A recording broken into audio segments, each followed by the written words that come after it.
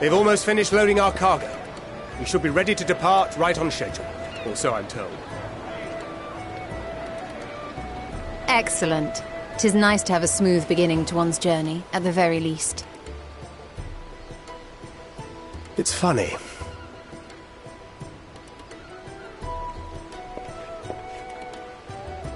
Master Louis Soir came here on a ship very much like this one. And now, years later, the street urchin he befriended that day is bound for his mentor's homeland. With his mentor's grandchildren, no less. Aye. 'Tis upon reflection that every twist of time's river and fate's whims are brought into sharp relief. Thou hast matured much in the intervening years. Wert thou not caught attempting to relieve Master Louis Soir of his purse scant moments after he made landfall upon this dock?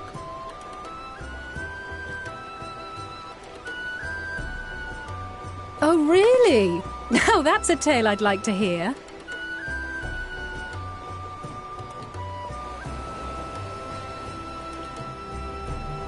Will this be your first visit to Charlian, Sir Estinian?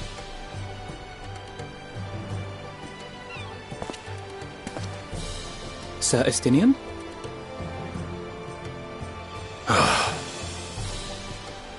Are we strangers newly met?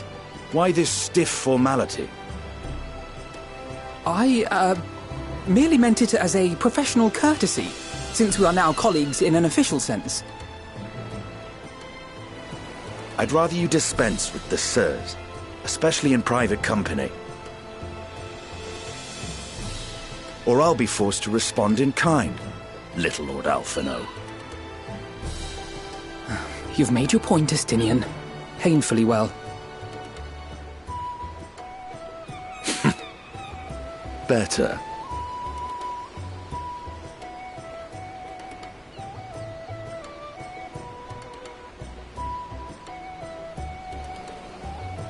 Are you all right, Tataru?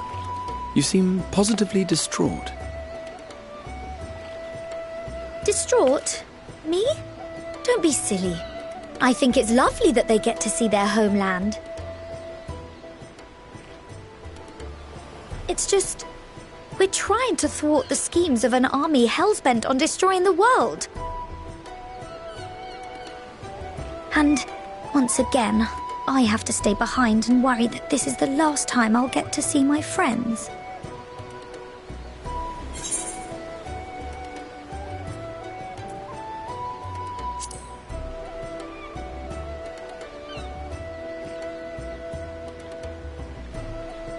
I'll hold you to that.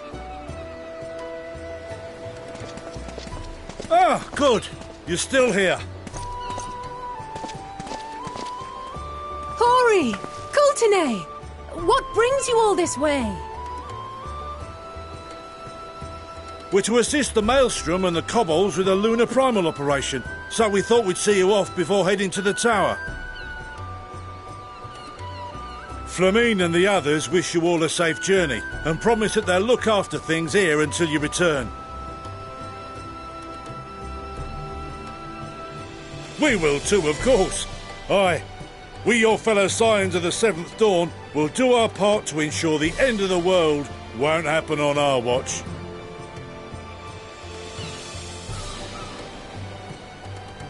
We're set to sail! All aboard for Charlian!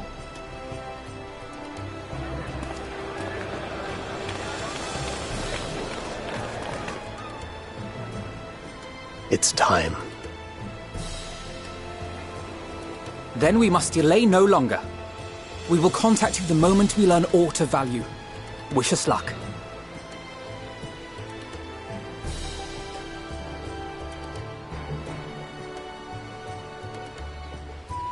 Have a safe journey, and please, please, be careful.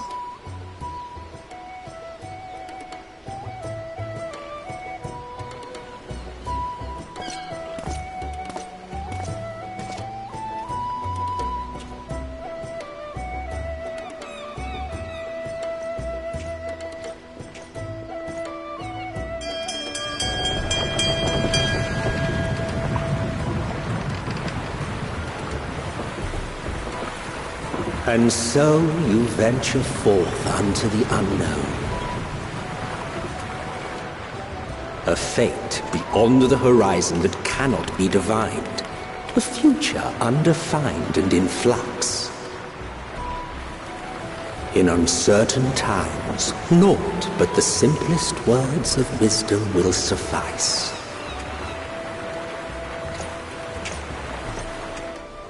That which lives is destined to die. Love leads to loss. Every beginning has an end.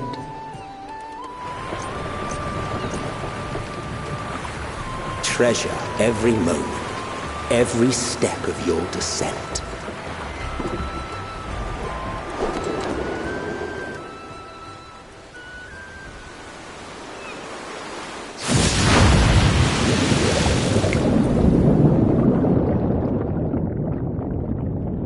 And there, in the depths where souls and stars rest, find your truth.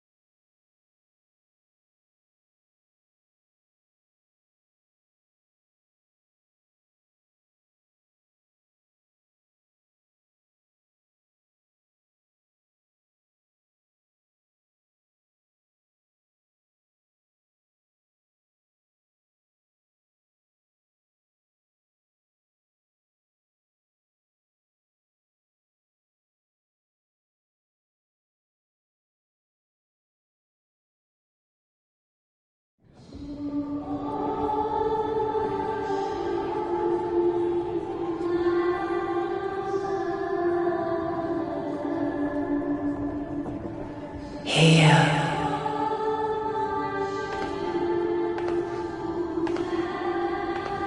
Feel.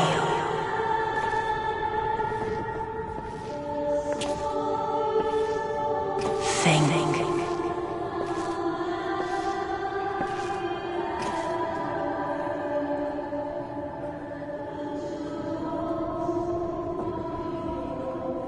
The day has barely dawned, my fellow earlier riser. Though we're hardly alone in that. Envious of those still sleeping soundly, no doubt.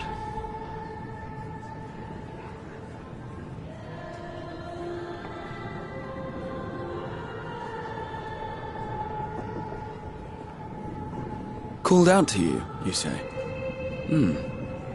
I've heard nothing myself.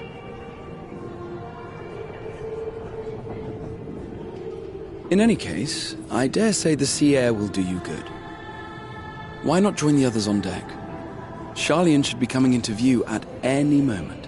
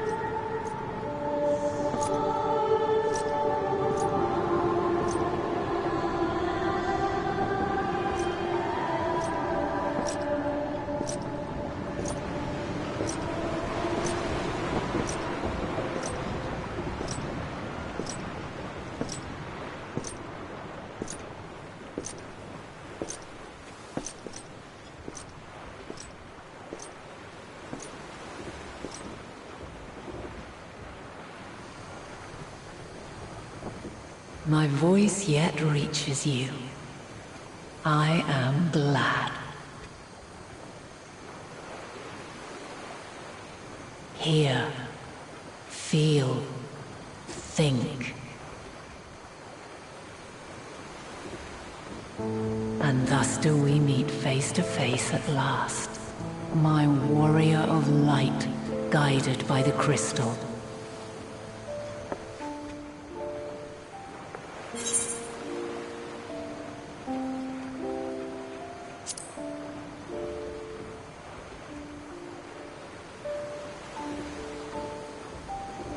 After your sojourn in the First, I believe you have your answer. You have gained an understanding of what I truly am, what Eidolon has always been, a primal.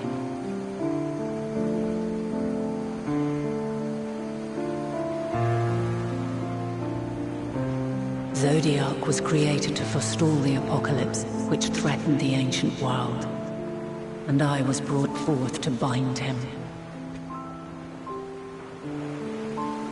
Yet 7 times now, those who would orchestrate a return to that bygone era have rejoined a shard to the god I had sundered. The greater his strength grows, the swifter does mine own diminish. The power to draw your mind into the rift betwixt is no longer mine to wield.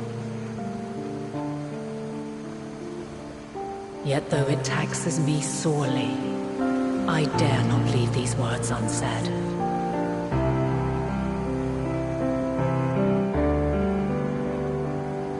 Even bereft of my guidance, you and your companions have accepted the burden of this star's troubled past.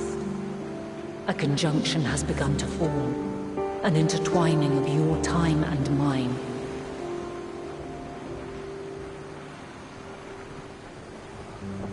Wheels shudder and turn. Conflict looms. Monumental. Which will decide the fate of this world and all life upon it.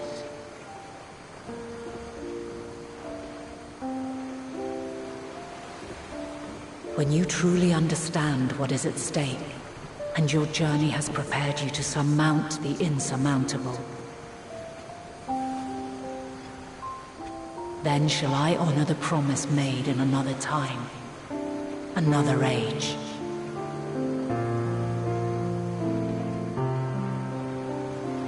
Cast your peepers to the fore, folks. Sharlayan's just over yonder. I will not keep you further. Your traveler's heart must yearn to behold this unfamiliar land. We shall meet again, and soon.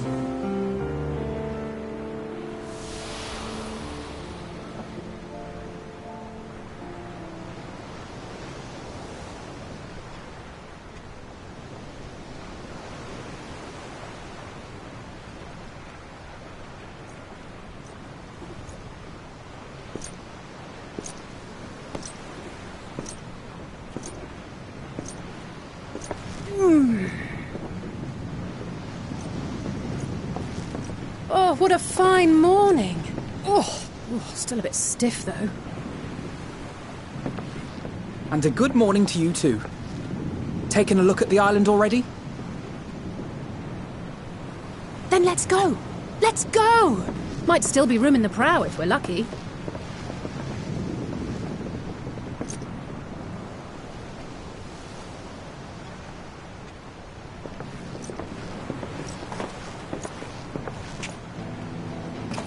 Ah, the sleepers have arisen.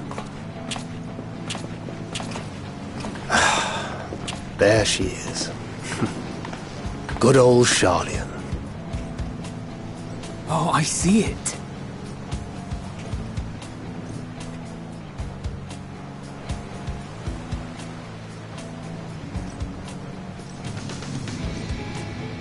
Home. Home at last. Well, maybe not in Father's eyes, but we'll manage on our own, if we must. You do know you're not alone in this, don't you? Indeed, 'tis as Sir Estinian said. Forget not the comrades who boarded this ship at your side, I prithee.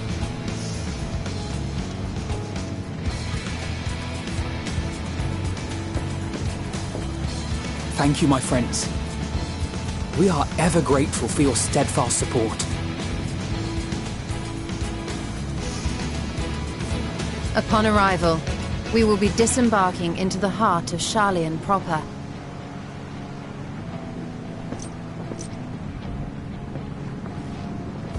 There is no greater concentration of wisdom in all the world.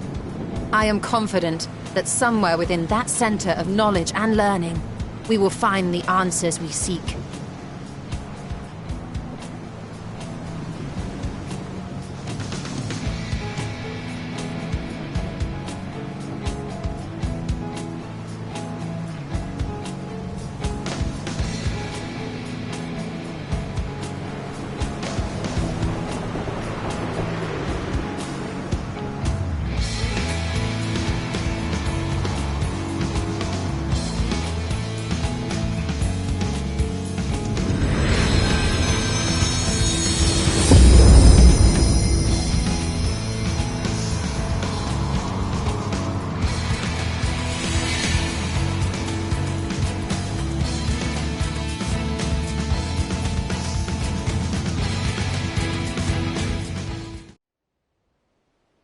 Sharlayan, the solitary island nation of the northern seas.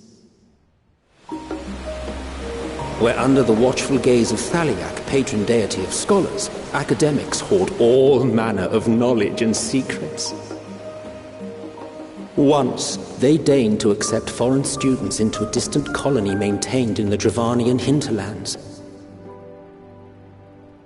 How swiftly they abandoned it once the first Garlean boot set hostile foot on Alamegan soil. So averse to the prosecution of war, these men of wisdom, your would-be allies.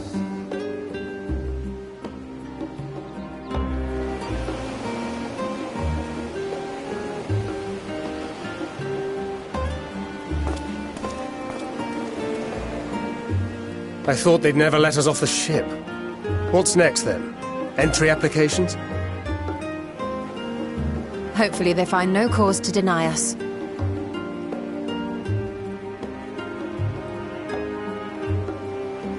Hasn't Sharlayan all but severed relations with foreign powers? Those of us without direct ties, myself included, may be refused outright. 'Tis true that, as a nation, Sharlayan only forms trade agreements with a select few neutral countries. But from a practical standpoint, an island cannot afford to be overly strict with its borders, especially not if that island's people are wholly devoted to the accumulation of knowledge. If one submits the proper paperwork, with satisfactory evidence of identity and intent, then foreigners may be granted entry. May.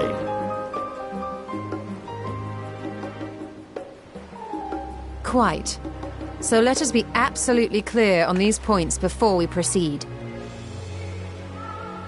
The immigration officer will ask for your affiliation and your purpose of visit. Considering Sharlayan's views on intervention, I strongly suggest we avoid any mention of the Scions. Kral has laid the groundwork for us to act as associates of the students of Baldessian, and our ostensible reason for being here is to aid in their order's restoration.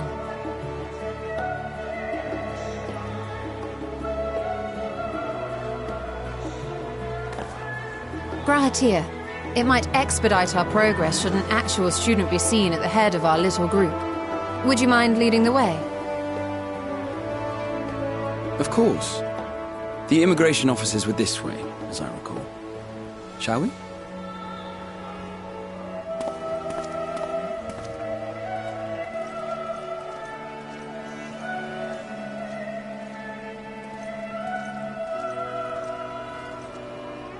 Greetings.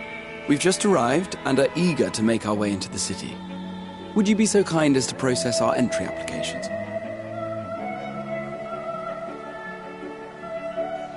Certainly.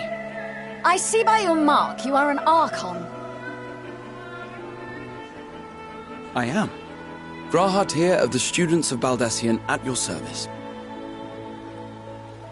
I was assigned to an Eorzean survey team, but have returned to assist with the reformation of my order.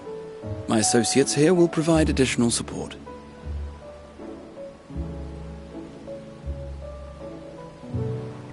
Very good.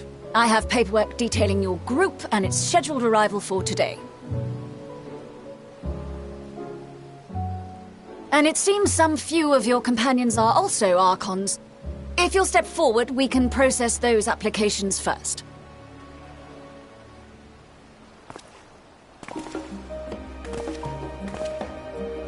Ishtola rule.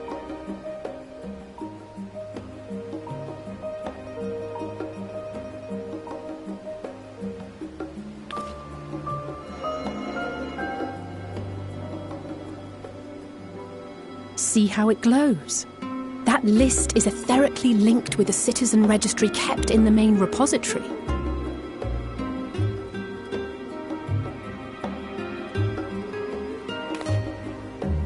I've confirmed your status as Archons and amended your travel records accordingly. Welcome home. Now, who do we have here?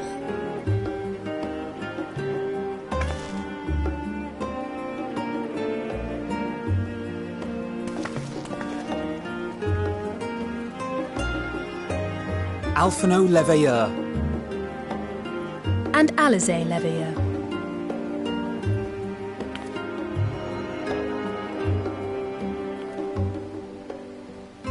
Your applications have also been approved. Having said that, the streets are abuzz with talk of how House Leveilleur's lord disowned his young progeny.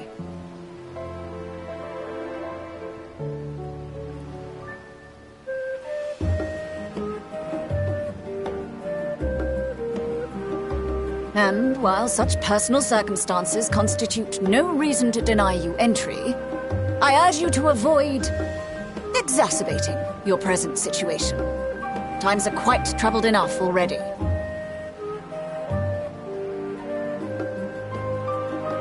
We shall keep that in mind.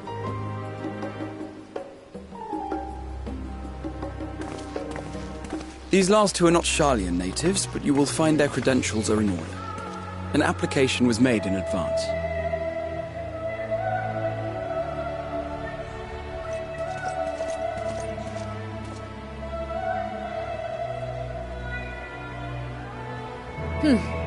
Name and occupation?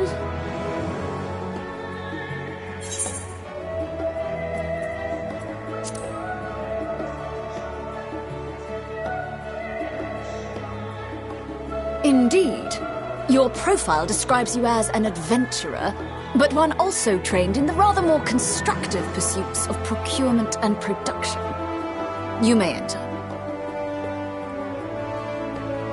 And you, sir? Estinian Valino, formerly of the Order of the Knights Dragoon in Ishgard. Formerly, at least. And what, pray tell, is your profession now?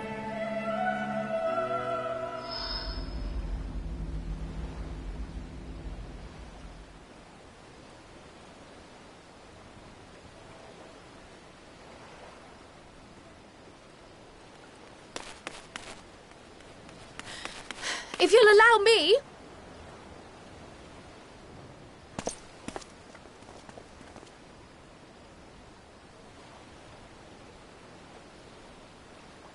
My associate is a mercenary, hired for his strength at arms. Surely you are aware of the dangers we often face on our forays into the wilderness. Mistress Baldessian, if you insist on sponsoring his entry, then so be it.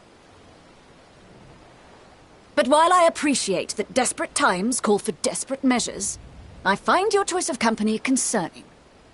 Be advised that even a single misstep may have severe repercussions for your organization. I have every confidence in my chosen company, dear and trusted comrades that they are. But I thank you for your concern.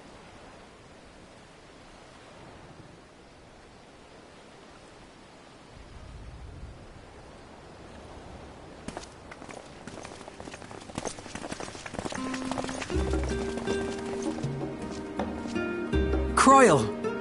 It is good to see you. Likewise.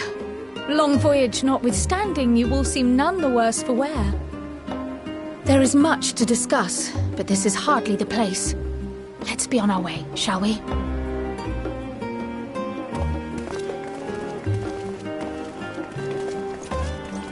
Oh!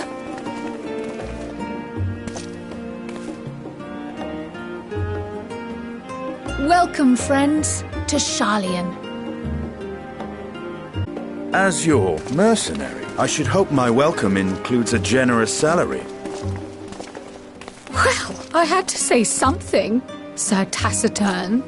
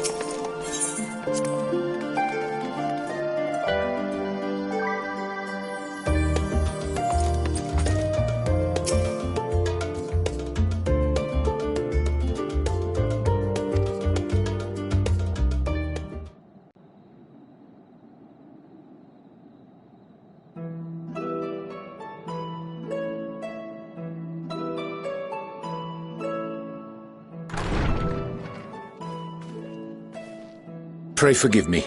I was delayed. It's fine, Urianger. We're all here now. Let's get down to business then, shall we?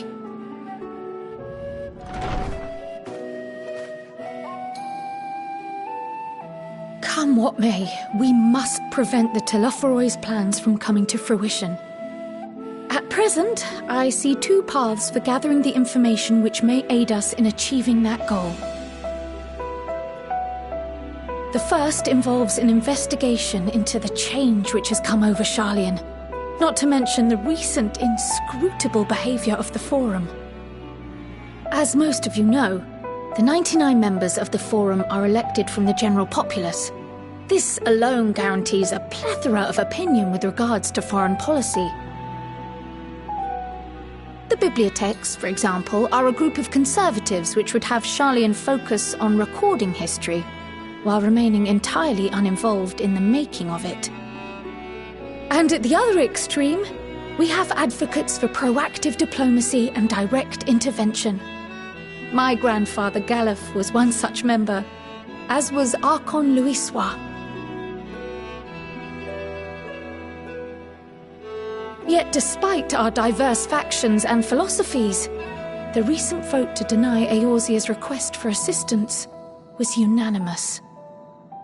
Even more concerning was the fact that many cited other, more pressing duties as justification for their recalcitrance. Fortuno's refusal in Gridania had those same undertones. 'Twas as if, having stared unblinking into the face of impending doom, he had simply turned away to pursue something more important. But what could that possibly be? A mystery indeed, and one which I ask for your help to solve. Our future may depend on it. As for our second potential path, it concerns a request made directly to the students of Baldessian.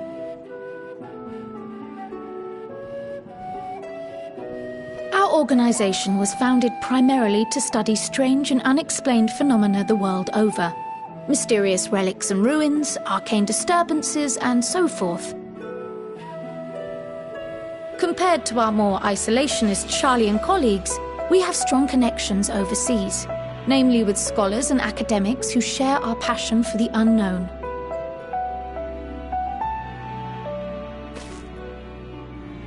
The request in question comes from one such acquaintance, Nidana, an alchemist residing in distant Thavnair.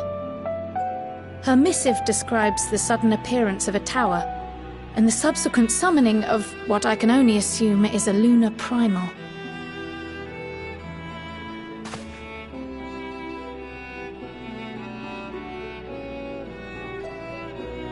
In response to this threat, the satrap of Radzat-Han, the individual who governs the city-state, has instructed the alchemists to find a means to deal with the spire.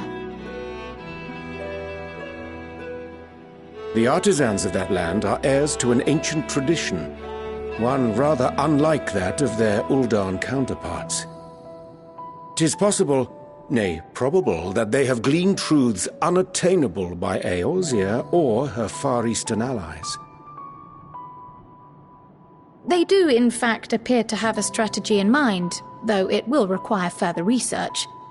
To that end, they have requested an introduction to a capable warrior shielded by the blessing of light. Assuming we divide our forces to pursue both of Kral's lines of inquiry, then having you join the group heading to Thavnair would seem the obvious choice. But the investigation in Sharlayan is of vital importance as well.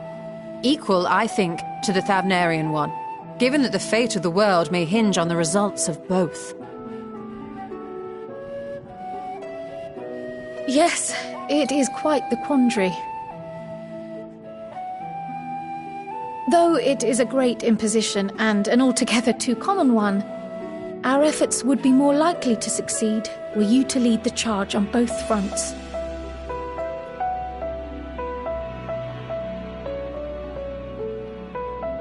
You are indeed our champion. As to which task to tackle first, we will defer to your decision. Let us next decide how everyone else might best be assigned. As for myself, I shall continue what I've begun in Sharlayan. I should also like to steal the services of an Archon or two. And thereby gain access to a greater range of reading material. I will help with that. Allow me to offer my assistance. I have some small amount of experience in the field of research.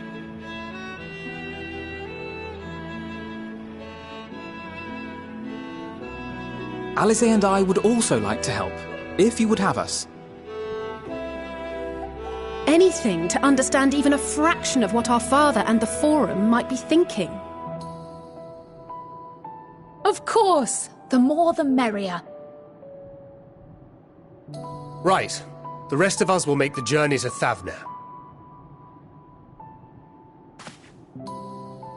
Thoughts? Objections?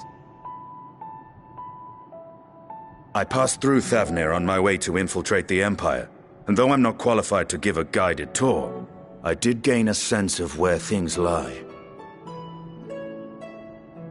I'll be happy to have you along then.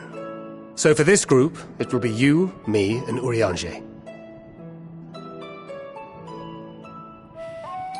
Give me a moment afterwards, and I'll supply you with all the details of Nadana's request. Consider this hall our rendezvous point once our respective tasks are complete. May our investigations prove fruitful.